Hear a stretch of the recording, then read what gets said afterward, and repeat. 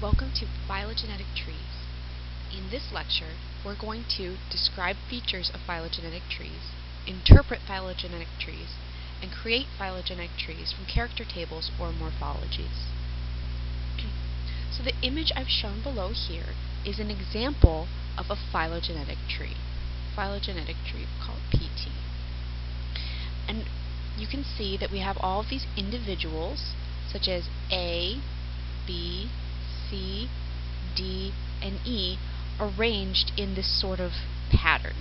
And what this phylogenetic tree tells us is hypotheses about relatedness. So what this really shows us is evolutionary relationships. That's the point of phylogenetic trees, or at least our best guess at evolutionary relatedness.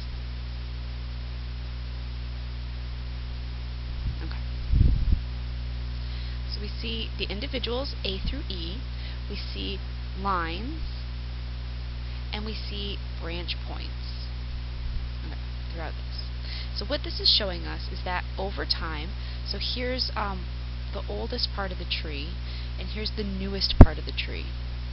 Okay, so over time, we had a common ancestor, which would be this individual right here.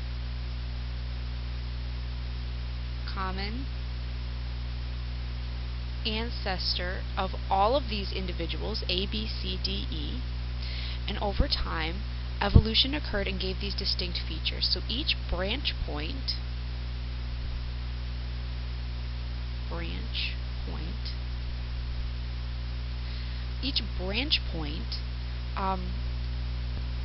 it really indicates where these species diverged.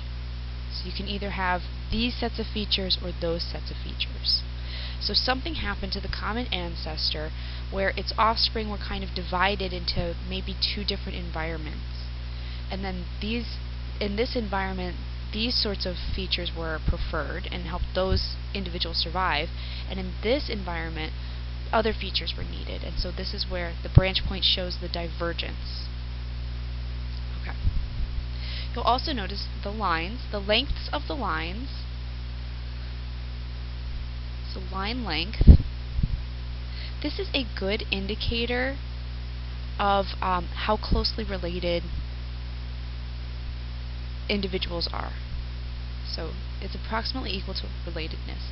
So a longer line means less related, and a shorter line means more related.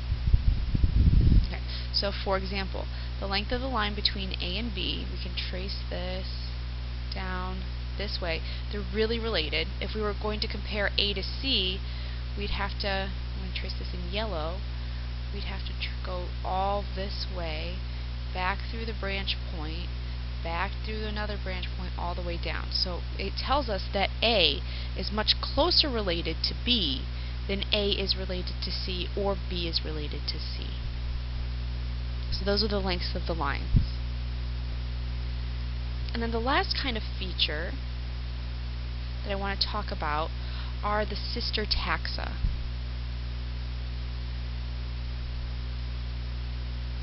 So sister taxa would be like after this branch point, this line is one length and this line is the same length. This would be an example of sister taxa. A and B, let's use a purple color, make it a little more attractive. A and B are sister taxa, D and E are sister taxa. However, C and D are not sister taxa because the length of this line is much longer. These are evolutionarily equivalent. So you can think about this as after this branch point, you could spin this around and either write E here or E here. You could flip it, and it doesn't matter which way you write this. It does matter which way you write, like C and D. C has to go here. D has to be here. But D and E, because after the branch point the lines are equal lengths, they can be flipped. Same with A and B, and that's what makes them sister taxa. They're approximately equal line lengths. Another way you can think about this is that they have an immediate common ancestor.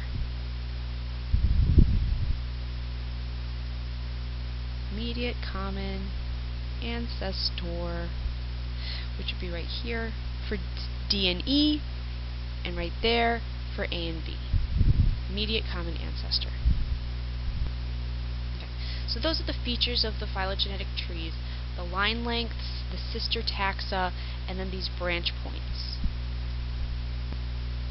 So what this does show us is like some hypotheses about relatedness. Like based on these features, we think A and B are very closely related compared to A and C or A and E. However, what this does not show us is that phylogenetic trees are not the same as phenotypic trees. So remember the following. The rates of evolution differ.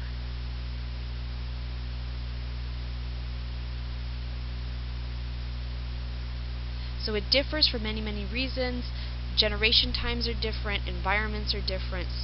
In some environments there's higher selective pressures that cause more natural selection and causes evolution to be faster than in other regions.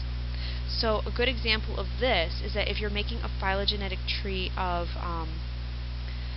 crocodiles are actually crocodiles. Okay, crocodiles, that's much better. So crocodiles, if you think about their phenotype, they look like lizards,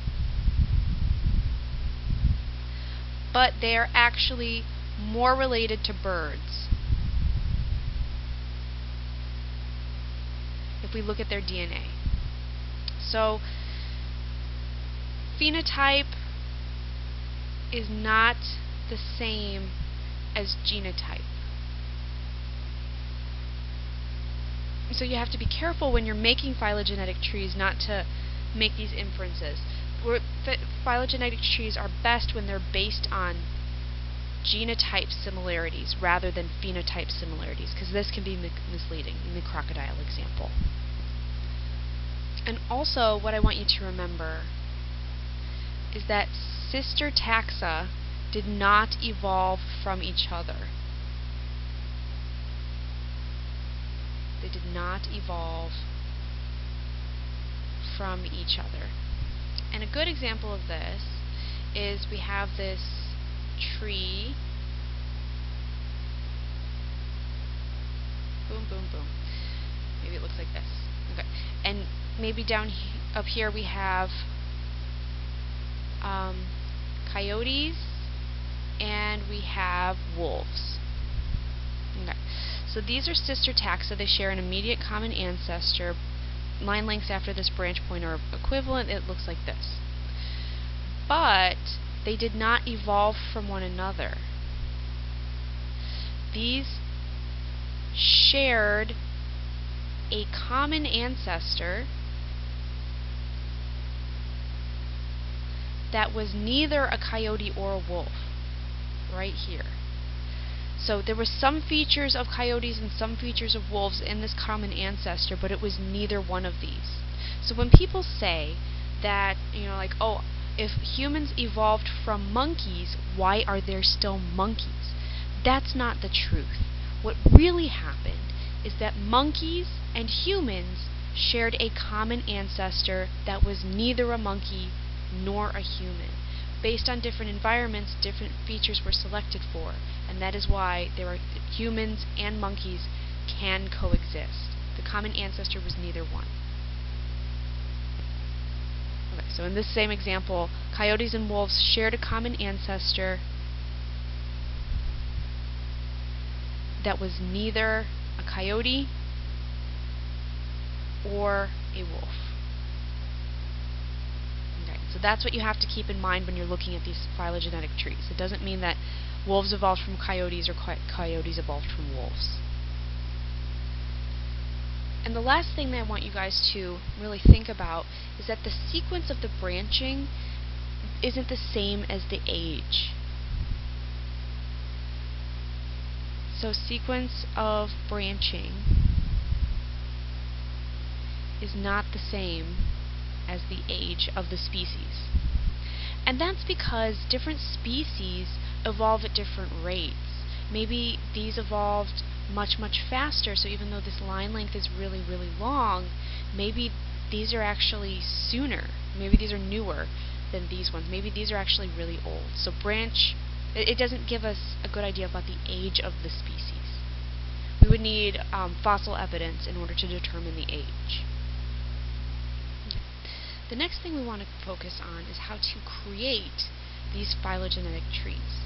And so one of the ways we can do that is with character tables. So we can take different characteristics and a list of animals, for example, the lancet, the lamprey, the bassfish, frog, turtle, and leopard, and compare different characteristics between them and use those characteristics to form a phylogenetic tree.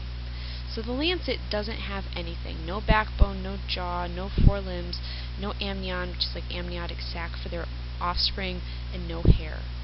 Whereas the leopard does have a backbone, does have a hinged jaw, forelimbs, amniotic sac, and hair.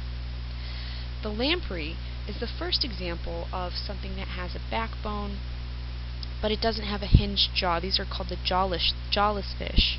And it being a fish doesn't have limbs, it doesn't have amnions, it doesn't have hair. The bass fish, it again doesn't have, it has a backbone, but it doesn't have four limbs. It does have a hinged jaw, but nothing else. And so this is kind of set up in an order that you can see, like frogs have four limbs, but you wouldn't necessarily have to have these in a particular order to begin with, but this character table makes it very clear to see, okay, the lancet doesn't have any of these features. The lamprey has one, the bassfish has two, frogs have three, turtles have four, leopards have all five. So now we can use this information to construct a tree. And this example is on page 402 in the book, if you'd like to follow along in the book. Okay, so now we've got our tree, we've got the common ancestor, and as one would expect, the first branch point is going to leave the lampreys all by themselves. Okay.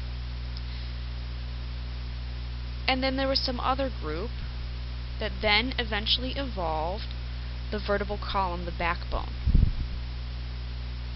Wait, hold up. Okay, there are different colors for different features. And then dang it, this was supposed to be lancet. Forgive me. This is the lancet. And then the lampreys, after the formation of the backbone. But remember, the lampreys don't have jaws. So jaws would be the next evolution. Donna. Kidding. Only a little bit. Okay. And then next up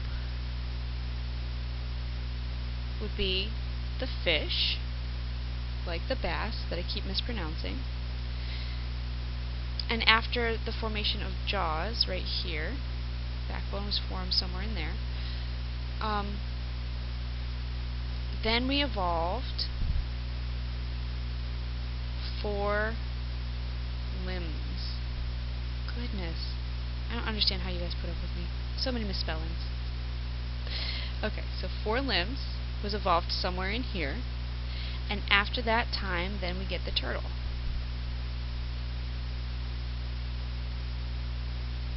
According to our character table. Oh no, that's not the turtle. That's the frog. I'm totally out of order. And then, after the frog came the turtle, and that's after development of the amnion, protection for the egg, which we didn't need before we left the water. Turtles do leave the water. And then finally, the leopard. And his adaptation is hair. Okay. So if we compare this to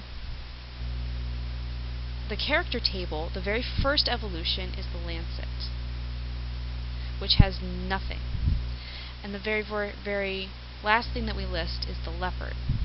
But remember, we can actually switch the places of the turtle and the leopard, and this would still be absolutely correct, because both have an amnion, but the leopard has hair, but this could have been written with the leopard down here or the leopard up here.